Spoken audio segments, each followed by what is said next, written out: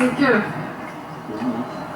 Dažnai girdime nemaišyti sporto ir politikos, ar nemaišyti kultūros ir politikos, bet tik tai neįuoliai gali taip sakyti.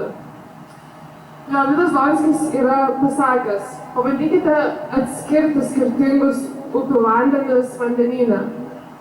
Taip ir mes, sportininkai, esame kultūros dalis, esame politikos dalis ir kaip ir sporte, iš mūsų yra reikalaujamas skaidrumas ir medaliai sutepti dopingu yra nieko neverti.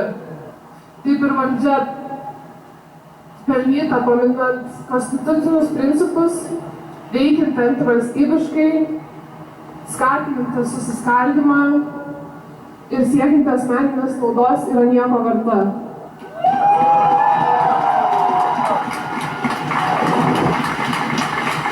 Mes norime skaidrumo, norime bendrų interesų atstovavimo ir darbo dėl visų gerovės. Ačiū.